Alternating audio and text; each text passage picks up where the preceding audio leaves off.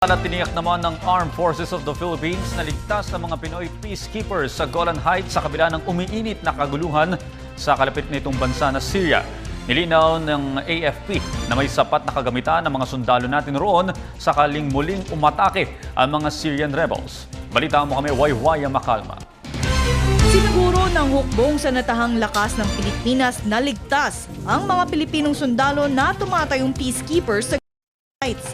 Ito'y sa kabila ng tensyon na nararanasan sa Syria matapos ang chemical attack na naganap noong isang linggo. We are confident that in the event of a chemical attack, our troops will be well protected. Our troops are under the United Nations. And being under the United Nations, that alone is a guarantee that if there will be an attack by whatever force against us, either Syrian rebels or the Syrian armed forces, our United Nations led Philippine battalion will be protected by the United Nations. Ayon kay Lieutenant Colonel Ramon Zagala, ang AFP Chief Public Affairs Office, ligtas ang mga Pilipinong sundalo sa Golan Heights at oras na magsagawa muli ng chemical attack ang Syrian rebels, sila ay handa. Anya, may mga kaukulang gamit ang mga sundalo roon na ibinigay ng United Nations sa kanila, gaya ng masks, suits, gloves, communication devices at bunkers. Sa ngayon ay nasa bansa pa rin ang pang-ikawalong Philippine contingent na papalit sa Golan Heights na ilang buwan nang na-extend dahil sa gulo sa Syria. With these chemical attacks, our troops there are well equipped already. We already have the necessary equipment to repel, or to protect, I'm sorry, not to repel, but to protect our soldiers from chemical attacks.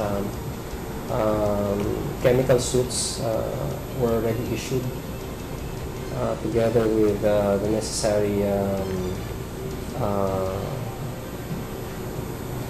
accessories and attachments that are needed for the protection of our troops, such as the masks, the suits, the boots, the gloves, and the devices that are needed to communicate, to eat while in the suit. Sa ngayon ay hinihintay na lamang ang desisyon mula sa presidente kung magpapadala sila muli ng peacekeepers sa Golan Heights. As of the moment, they're still there.